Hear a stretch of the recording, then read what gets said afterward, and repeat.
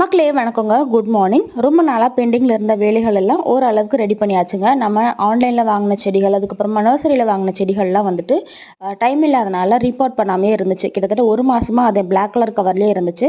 இப்போ கொஞ்சம் டைம் கிடைச்சனால செடிகள் எல்லாம் ரிப்போர்ட் பண்ணியாச்சுங்க. இது வந்துட்டு முறிக்கூட்டி நம்ம வந்து எலும்பு முறிவுக்கு அதுக்கெல்லாம் வந்துட்டு புண்ணு காயம் வருது அப்படின்னா அதுக்கெல்லாம் வந்து இது யூஸ் பண்ணுவாங்க. ஸோ அது கிடைச்சதுன்னு அதையும் வாங்கிட்டு வந்தேன். இது வந்து ஒரிஜினல் மறிக்கொழுந்து. இது இல்லாமல் ஹைப்ரிட் மறிக்கொழுந்தும் இருக்குது. இதுக்கான இலைகள் வந்து பார்க்கும்போது அந்த டிஃப்ரென்ஸ் தெரியுதுங்க. ஸோ அப்புறம் இது வந்துட்டு எனக்கு ரொம்ப பிடிச்ச செடி கோல்டன் ராட்னு சொல்லக்கூடிய அந்த பொக்கேலெல்லாம் வைப்பாங்க, ஒரு எல்லோ கலர் ஃப்ளவர் அது.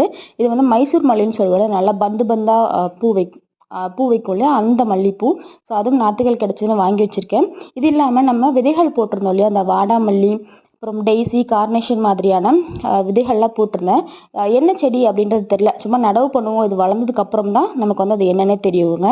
Happy gardening.